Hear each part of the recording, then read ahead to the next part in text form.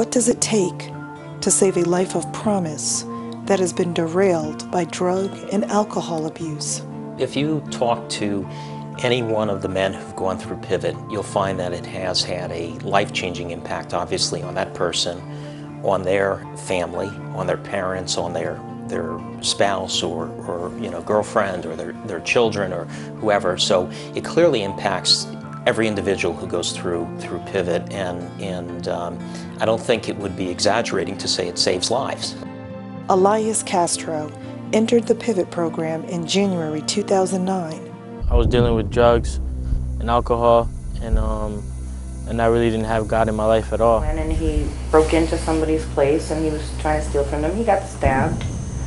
I mean, there was a lot of, I was mainly every day crying and praying that, he'd change, that something would happen, and he'd straighten out his life. It changed a lot coming here. It woke me up. It was like a smack in the face, to be honest. But it was good. I definitely needed it. And now I know the truth, and that's the most important thing to me. He has since graduated the program and continues to make a number of strides along his journey. Elias, who is now 19 years old, is just one of thousands of lives forever changed by Pivot, which was built upon a rock and stands as a pillar in the heart of Bridgeport's East Side and in South Norwalk. The name Pivot was chosen because it means a point of turning. They're here in Pivot learning a better way. And it's just not a temporary thing. It's just not putting a Band-Aid on a gaping wound. These men's lives are being changed. The program began in Norwalk 40 years ago, before taking root in Bridgeport.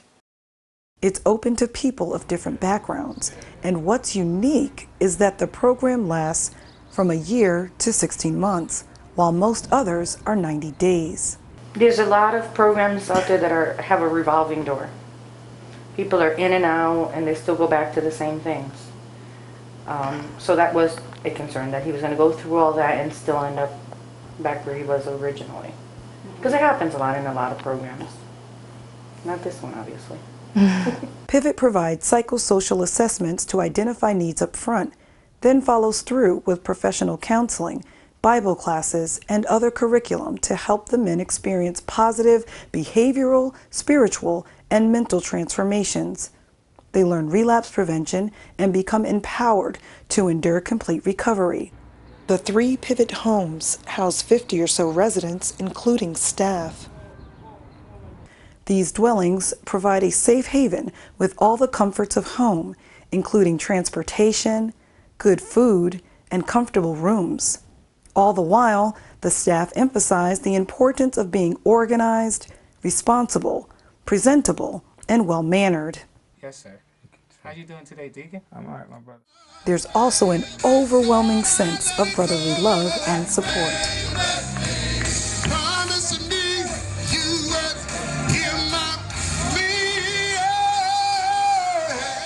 Running a comprehensive program like Pivot requires a great deal of help. In addition to prayer, financial contributions, volunteers, and churches and pastors are Pivot's lifelines. It takes money to be able to run this ministry. Right now it takes about $45,000 a month to run Pivot. So finances are a big thing. We have, in the last 5 years, we have tripled in students. And it takes $35 a day to support each student. Financial donations cover utilities, food, toiletries, classes, and job training. Elias is living proof of how training gained through Pivot can transform a life. Coming into the program, he accomplished a lot of things. He's got his GED, he got his driver's license, he's entering college. And now, he also works for Pivot. Under the supervision of Richard Williams, Elias supports the GED program. He's got a plan.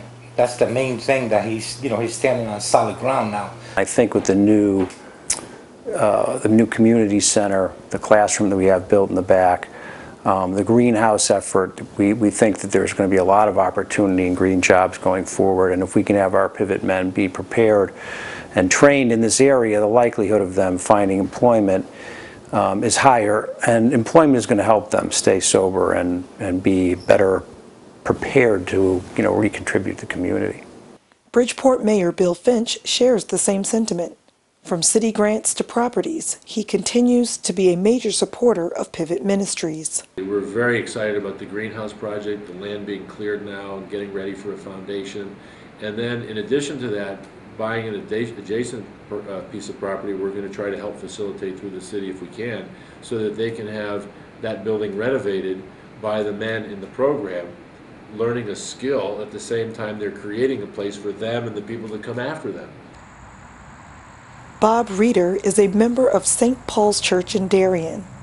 He's been a financial donor for the past 5 years. We became very impressed with what they were doing with the men. They were taking these men who people had given up hope on.